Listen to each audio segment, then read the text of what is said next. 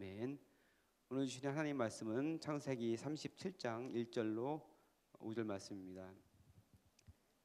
창세기 37장 1절로 5절 말씀을 제가 받들어 읽겠습니다. 야곱이 가나안 땅 곧 그의 아버지가 거류하던 땅에 거주하였으니 야곱의 족보는 이러하니라.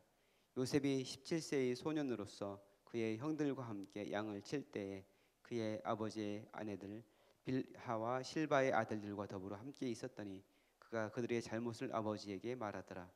요셉은 노년에 얻은 아들이므로 이스라엘이 여러 아들들보다 그를 더 사랑함으로 그를 위하여 채색 옷을 지었더니 그의 형들이 아버지가 형들보다 그를 더 사랑함을 보고 그를 미워하여 그에게 편안하게 말할 수 없었더라.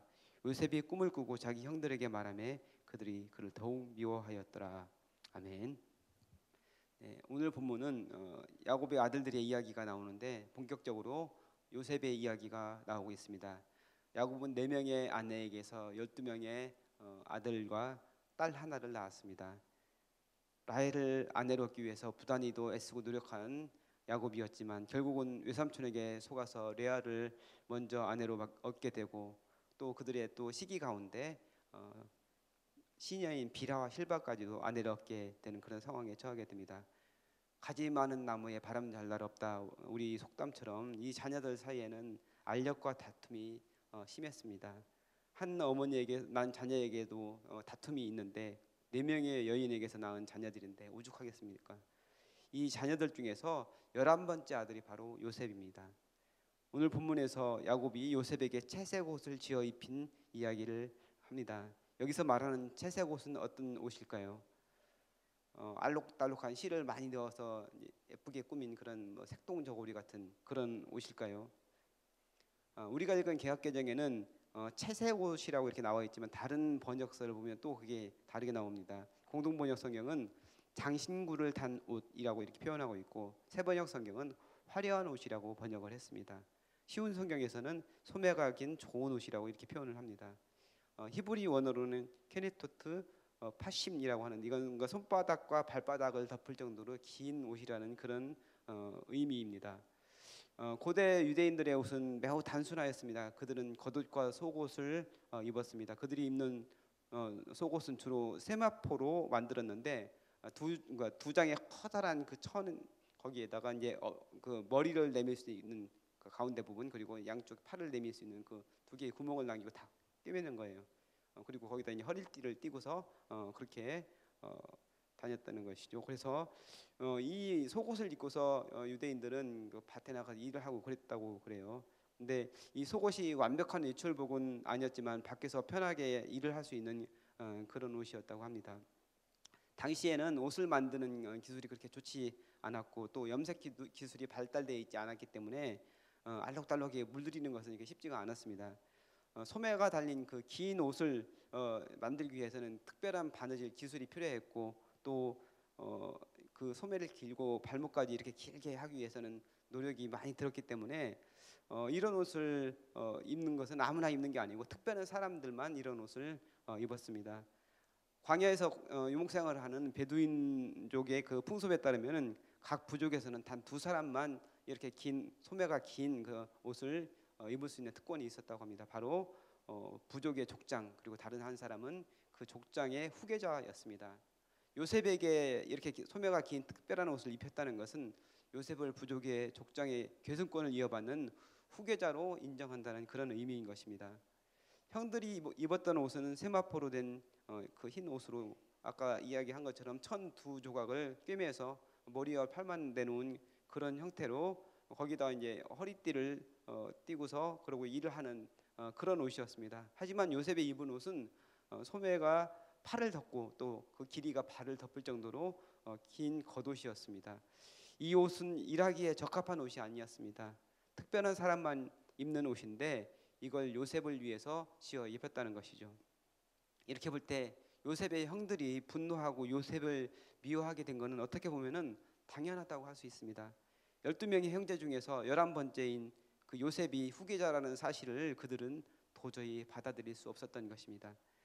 요셉을 후계자로 지목한 것을 받아들이지 못한 것이 결정적인 부분이지만 형들은 요셉을 미워하게 된 그 이유가 또 하나가 있었습니다. 그것은 바로 자신들의 잘못을 아버지께 고자질하기 때문이었습니다.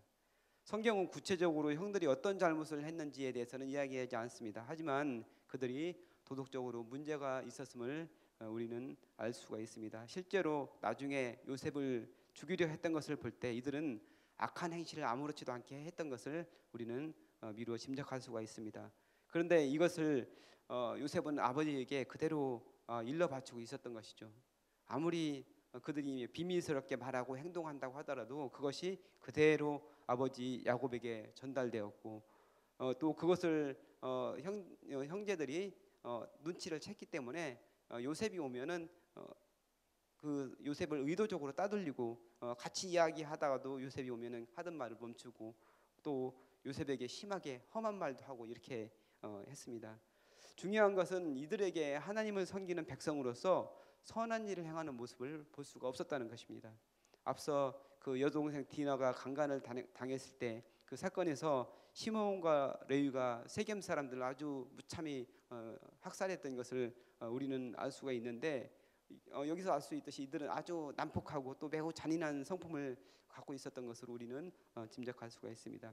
이에 반해 17세 소년 요셉은 사랑받으며 자란 그런 사람이라 그런지 너무나 해맑은 그런 부분이 있었습니다. 그렇게 형들이 미워하는데도 눈치 없이 형들에게 다가갔습니다. 자신에 대한 질투를 아는지 모르는지 형들에게 다가가서는 아무렇지도 않게 행동하고 말했던 것을 우리는 볼 수가 있습니다. 이런 요셉을 야곱은 특별히 사랑했습니다. 사실 4명의 아내 중에서 가장 사랑하는 라헬의 자식이고 또 노년에 얻은 그 자식이기에 당연히 애착이 갈 수밖에 없는 것입니다. 야곱은 외삼촌 라반에게 속아서 레아와 결혼을 하게 됐기 때문에 레아를 자신의 첫 번째 부인으로 인정하지 않았습니다. 그래서 레아가 낳은 아들들과 또 시녀인 비라와 실바가 낳은 그런 아이들이 아무리 많아도 그들에게 장자권을 줄 수가 없었던 것입니다. 14년을 수일같이 여기면서 온 마음과 정성을 쏟아서 얻게 된 그 라헬의 낳은 그 요셉이 자신의 상속자로 생각하고 그 요셉을 자신의 후계자로 생각하면서 더 사랑했던 것입니다. 하지만 야곱은 이러한 인간적인 그의 행동이 낳게 될 결과에 대해서까지는 생각하지 못했습니다. 야곱은 자신의 아버지 이삭이 형 에서를 편애하는 바람에 자신이 겪은 그 고통과 어려움을 자신이 잘 알고 있었습니다. 하지만 야곱은 그럼에도 불구하고 자신도 똑같은 길을 걷고 있었습니다. 형과 아버지를 속이고 축복권을 가로채고 나중에 외삼촌 집에 가서 고생하면서 살았던 그 야곱이지만 이렇게 편애로 인해서 본인이 어려움을 겪은 그 야곱인데 똑같은 길을 가고 있습니다. 요셉은 결국 형들의 시기와 증오를 받게 되고 야곱이 그랬던 것처럼 형들의 속임수로 인해서 가족 가운데서 사라져버리는 그런 처지가 되고 맙니다. 요셉이 형들에게 미움받는 중 결정적인 것이 하나 더 이제 발생하는데 요셉은 자신이 꾼 꿈을 자랑스럽게 형들에게 말한 것입니다.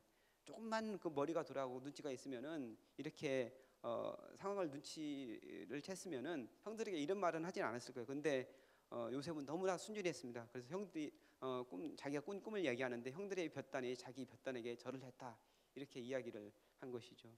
그 이야기를 듣고서 형들은 분노했습니다. 8절 말씀입니다. 세 번역을 읽겠습니다. 형들이 그에게 말하였다. 내가 우리의 왕이라도 될성 싶으냐? 정말로 내가 우리를 다스릴 참이냐? 형들은 그의 꿈과 그가 한 말 때문에 그를 더욱더 미워하였다. 이 정도 이야기를 형들한테 드렸으면은 얘 눈치가 조금이라도 있으면은 하지 말아야 되는데 요셉은 계속해서 꿈 이야기를 또 해요. 그래서 이번에는 꿈을 꾸고 나서 형들에게만 말하는 것이 아니라 아버지에게까지도 이야기를 합니다. 해와 달과 11별이 자기한테 절을 했다. 야곱은 이 이야기를 듣고서 요셉에게 꾸중을 하지만 그 이야기를 마음속에 간직을 합니다. 하지만 이로 인해서 형들의 시기는 극에 달했습니다. 결국 이 일로 인해서 형들의 손에 의해서 애굽의 노예로 팔려가는 그런 시세가 되고 맙니다. 하지만 이것까지도 결국은 하나님의 섭리 가운데 있었던 것을 우리는 잘 알고 있습니다. 야곱은 자신의 욕망을 이루기 위해서 끊임없이 머리를 굴리고 노력하고 애썼던 사람입니다. 하지만 그의 인생 내내 갈등과 분쟁이 있었고 속고 속이는 일이 계속 벌어집니다. 나중에 그 야곱이 바로 앞에 나아가서 그렇게 고백을 하죠. 자신의 인생이 오래 살았지만 조상들에 비하면은 아무것도 아닙니다. 그리고 자신은 그 인생을 아주 험악하게 살았습니다. 이렇게 고백을 하죠. 그 원인이 뭐였을까요? 저는 그게 바로 이제 편애였다고 생각을 합니다. 어머니 리브가의 편애를 받았고 자신도 라헬을 편애했고 또 아들 요셉을 편애했습니다. 이로 인해서 가정의 평화는 깨어졌고 갈등과 분쟁, 거짓과 속임이 끊이지 않았던 것입니다. 잘못된 사랑으로 인해서 서로 사랑하지 못하고 미워하고 시기하고 다투는 가운데 자녀들이 신앙으로 바르게 성장하지 못했습니다. 하나님에 대한 신실한 믿음을 소유하지 못한 가운데 형제들은 못된 행동을 일삼았고 결국은 자신들의 동생을 죽이려 하고 노예로 팔기까지 하는 그런 엄청난 범죄를 저지르고 맙니다. 자녀를 사랑하되 주님 안에서 성경적인 가치관을 따라 바르게 성장하도록 지도하는 것이 바로 부모의 책임입니다. 편애하지 않고 늘 기도하며 자녀를 축복하고 기다려주는 것이 필요합니다. 또한 하나님의 섭리와 계획하심을 우리는 굳게 신뢰해야 합니다. 비록 인간의 부족함과 욕심 등으로 인한 갈등이 많은 그런 가정이었지만 야곱의 가정을 하나님께서는 축복하셨습니다. 요셉이 팔려가는 것까지도 하나님의 섭리 가운데 있었습니다. 아브라함과 이삭과 하신 그 약속을 기억하시고 가장 선하고 복된 길로 인도하신 것을 성경은 이야기하고 있습니다. 저와 여러분의 가정과 가문을 향해서도 하나님께서는 크고 놀라운 계획이 있으심을 믿으시기 바랍니다. 주님을 바라보며 주님의 말씀에 온전히 순종하며 그 뜻대로 살려고 노력할 때 하나님께서는 가장 선하고 복된 길로 우리를 인도해 주실 것입니다. 그 주님을 온전히 믿고 신뢰하는 저와 여러분 되시기를 간절히 바랍니다. 다 같이 기도하겠습니다. 존귀하시고 거룩하신 아버지 하나님, 우리는 계획한 일을 이루고자 끊임없이 노력하며 살아가지만 때로는 그것이 자신의 욕망을 이루기 위한 것이었음을 고백합니다. 아름답고 선하신 주님의 뜻을 온전히 이루며 살게 하여 주옵소서. 성령님의 은혜로 마음 가운데 사랑을 부어 주옵소서. 거짓과 차별 없는 사랑을 주시고 주님의 마음을 가지고 사랑하게 하여 주옵소서. 가정 가운데 하나님의 평화와 기쁨이 가득 넘치게 하시기를 간절히 바랍니다. 하나님의 섭리와 인도하심을 늘 신뢰하게 하여 주옵소서. 감사드리며 예수님의 이름으로 기도하옵나이다. 아멘. 이 시간 다음과 같은 기도 제목으로 기도하겠습니다. 지금 들은 말씀이 내 삶으로 이어지게 하여 주옵소서. 2023년 우리 교회에 주신 말씀 묵상의 길입니다라는 말씀을 붙잡고 승리하게 하여 주옵소서. 동직훈을 통해 말씀 묵상 리더들이 온전히 세워지게 하옵소서. 오늘 저녁에 있는 교구 수요 예배에 큰 은혜를 주시고 평신도 중심의 사역이 잘 세워지게 하옵소서. 몸과 마음이 아픈 이들, 믿음이 연약하여 흔들린 이들을 붙잡아 주셔서 주님의 은혜와 사랑을 늘 경험하고 감사하며 살게 하여 주옵소서. 끊이지 않는 갈등과 전쟁으로 어려움에 처한 이들을 돌보아 주시고 그리스도인들이 예수님의 손과 발이 되어 하나님의 사랑을 전하게 하여 주옵소서. 우리나라의 정치 경제가 안정되게 하시고 하나님의 정의와 평화가 강물같이 흐르는 그런 나라가 되게 하여 주옵소서. 공동 기도문의 기도 제목과 여러분 가지고 나오신 각자의 기도 제목을 따라 기도하시다가 자유롭게 돌아가시기 바랍니다. 기도하겠습니다. 살아계신 아버지 하나님 감사합니다.